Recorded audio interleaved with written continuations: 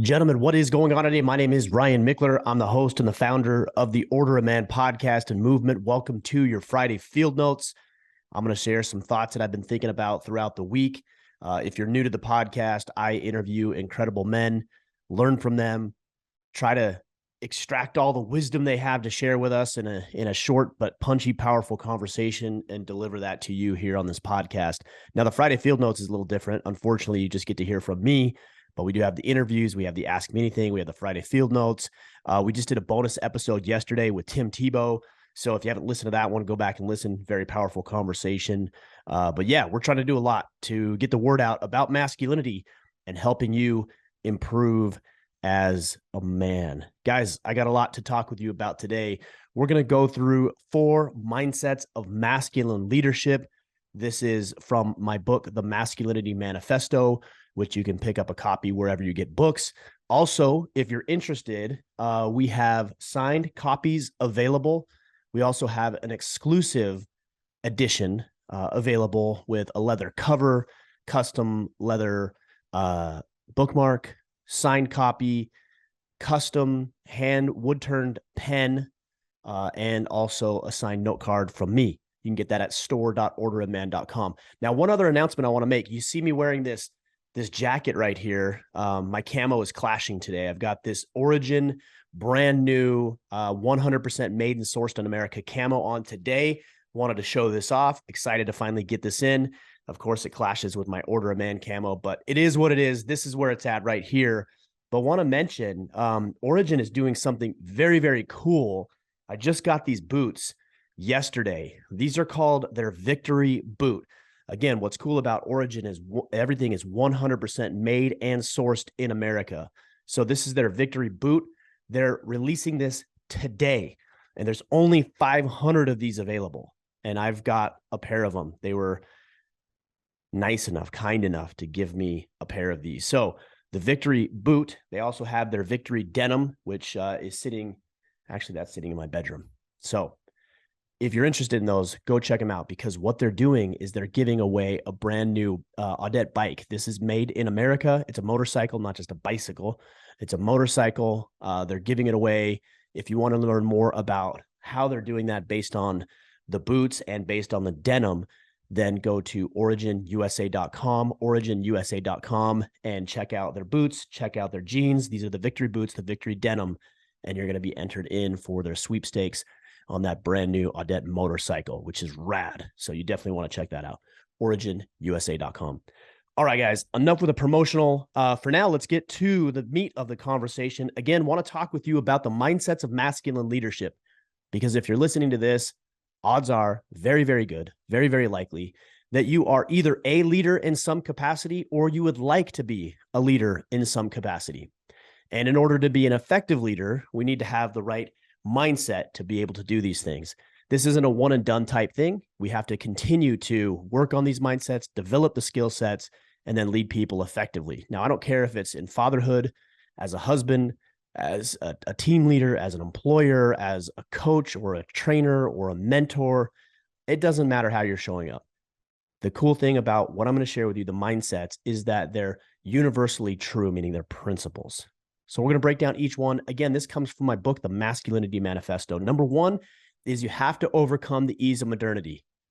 You have to overcome the ease of modernity. And you also have to encourage and teach and foster within others how they can overcome the ease of modernity.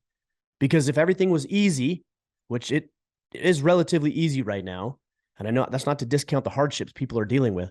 If everything's easy, there's no leadership required. It's when things get challenging that leaders are required, and that those leaders will step up. So you need to get your people, your kids, your spouse, your colleagues, your clients, your coworkers, to embrace discomfort, to embrace challenge, to embrace hardship, and not just to add all of this stuff to their plate, but to make them more capable of dealing with adversity as it arises. So what I would suggest to you is that we put our people in meaningful, okay, this is not just to beat them up, but meaningful situations where they can learn how to overcome hardship. If it's in a family dynamic, It's uncomfortable conversations. It's doing physical exercise and activities.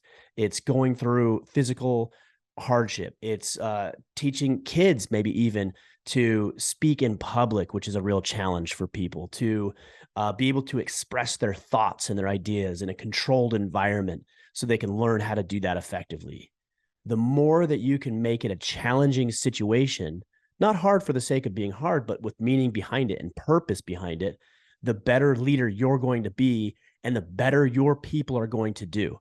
The reality is life is easy right now and nobody's struggling.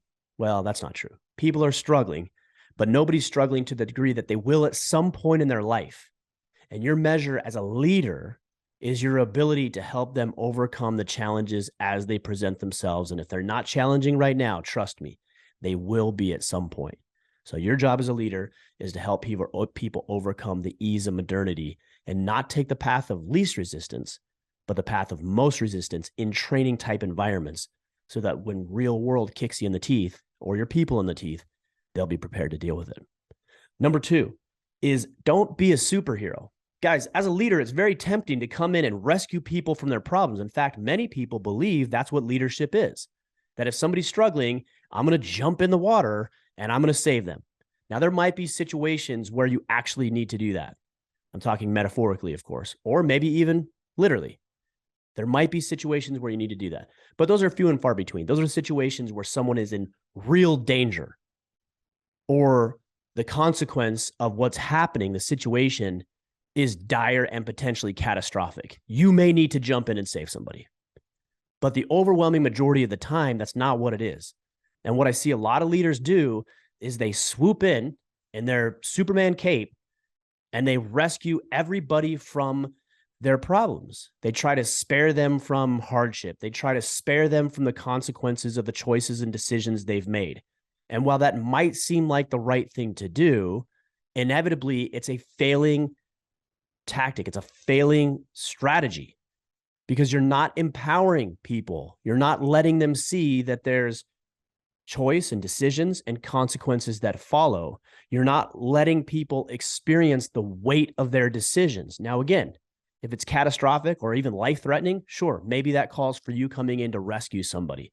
But that's not what we're talking about here. Let them feel the burden. Let them feel the weight. Let them struggle. This is why I say with kids is give them enough room to not hang themselves with, but choke themselves with, right? They have to feel the sting a little bit. They have to feel the weight. And if they don't, then you're robbing them of a couple of different opportunities. You're robbing them of the lesson that could be learned because there is a lesson in failure. You're robbing them from that from them. And you're robbing them from them the opportunity to build up mental, emotional, physical strength to overcome new and even more challenging hardship that will present itself in the future. Also, what makes you think those people want to be rescued? I've said before, you cannot help people who are not willing, or I should say you can't save people who aren't willing to participate in the rescue. You can't save people who aren't willing to participate in the rescue. And I need to know that if I'm going to work with somebody, whether it's my kids or my wife or my colleagues or my clients or my coworkers or whoever, team members, teammates, whoever it may be, that they are willing to get into the fight. Because if not, then I have to direct my energy, my time, my attention, and resources to somebody, something else who is interested in improving their life. Don't be a superhero. And all too often, what I see is that these guys who want to be superheroes, they want to come in and rescue everybody from their problems. They're not actually really worried about their people. They're worried about how they'll look. They come in and their fancy tights and their cape, and they look so amazing. They look so incredible, and they want the praise and the notoriety and the accolades that come from rescuing somebody. And it's all narcissistic. It has nothing to do with actually serving somebody else. If you really wanted to serve somebody else, you'd let them struggle. You'd let them suffer. You wouldn't let them kill themselves, but you'd let them struggle enough that they can learn what they need to learn in order to succeed the next time they're faced with that challenge or that hardship. Number 3, guys, lead before the title. I have seen so many men wait for, specifically at work situations, where they'll say, well, that's not my responsibility. Well, they're not paying me enough. And when I get the title, when I'm this, when I'm that, then I'll be a leader. No, guys, you're a leader now, or at least you can be if you decide to be. And I understand the sentiment. They don't pay me enough for this. This is not my responsibility. Okay, well, then don't complain about it when you get passed over for a promotion. Don't be upset when you've been at a company for 10, 15, 20 years and the guy that's been there for 2 years keeps passing you up and is running laps around you. Why? Yeah, maybe there's some nepotism going on there. That's something that could potentially happen. But more often than not, I think what it is that's an individual who's willing to go above and beyond. Leadership comes before the title. Start doing these things now, and the titles will come. The titles are just externalities. Those are manifestations of your leadership ability. Not always. I know there's extenuating circumstances. I know that we've all had leaders who probably don't deserve to be there for one reason or the other. Okay, but that's the exception. That's not the rule. Most people are there because they've qualified themselves to be there. So what better way to do that than to lead, to serve, to sacrifice, to commit, to take on responsibility, to assist and help other people along the path. These are all leadership characteristics. The more you do that now, the more the titles will come, the more the promotions will come, the more the income increases will come, the raises will come. That stuff will happen. But if you lead now, that's what the result is. If you wait to lead, you're always going to be waiting. Always. All right. Number 4, guys, very, very important here. Render yourself obsolete. That is the goal of a leader. I can't tell you how often I hear from guys who are like, oh, I'm training my competition. Oh, I'm going to train my replacement. Right. That's the point. If you're worried about training your replacement, you're so focused on the present at the expense of what could potentially be for you. Maybe the reason you're not getting ahead is because you're so comfortable with where you are, and you're talking about not wanting guys to replace you, that there's just, they can't, there's no room. And I'm talking about in a corporate environment. There's no room for you to go because your bosses, your higher ups, they need you in that position because there's nobody else who can do what you can do. Isn't that a problem? What if the only thing that is holding you back from growth and expansion is making sure that somebody can come in and replace and fill in for you? I also think about this in the context of my children specifically. Like, if my children need me to the degree they need me now forever, I've done it wrong. I've done it incorrectly. Now they can always call me. I'll be there for emotional support. I'll be there to cheer them on and to help them.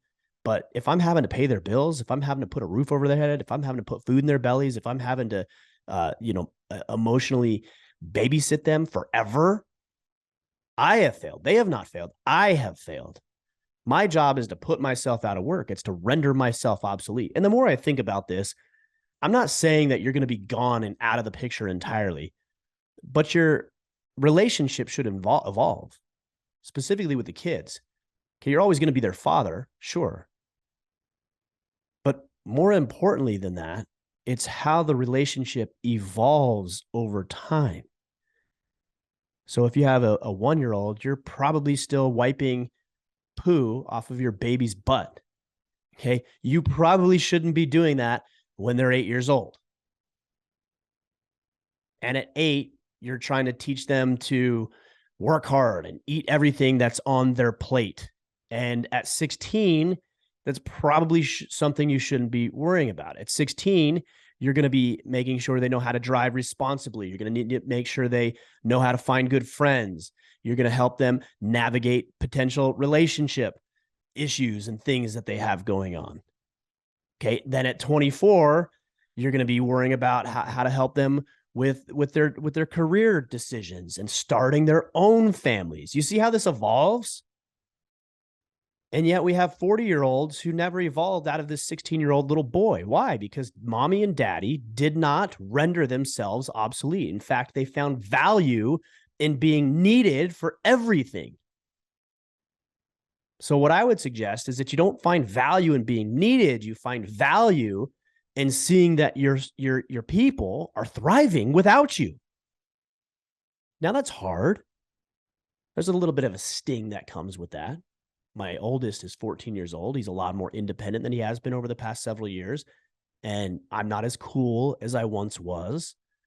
And he doesn't need me as much as he always has. And I feel that. I feel that. But also, I'm proud because I see him developing and growing and doing good things. And that's more important than my feeling about the situation. Guys, there's a lot of rules. There's a lot of mindsets. There's a lot of things that we can go through. But to suffice it to say that these are the 4 that I isolated and picked out in the book, The Masculinity Manifesto. And of course, I break each one down even further.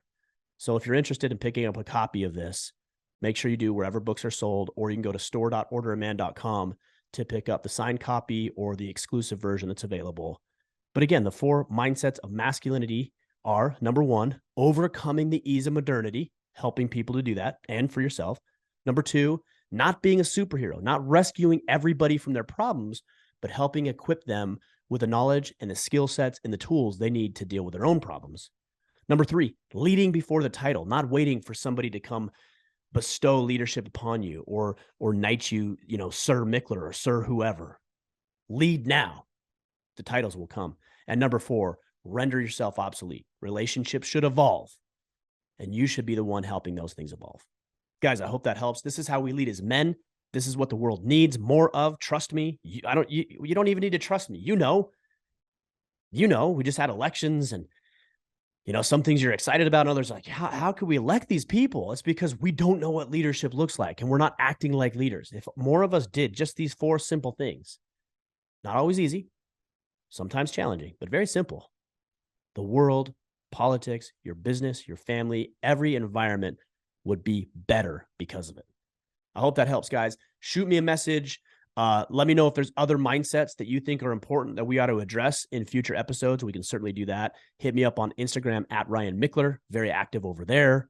Also, check out the Masculinity Manifesto, store.orderaman.com if you want a signed copy and or an exclusive edition. And then go to originusa.com to check out the Victory Boots today. These are going to sell out today, so make sure you get on it today. Victory Boots, Victory Jeans, and the Audette bike that is available from, I believe the man's name is Tony Audette, former U.S. Marine, is making these incredible motorcycles. So check that out because you're going to be entered in that sweepstakes as well. All right, guys, we'll be back next week. Until then, go out there, take action, and become the man you are meant to be.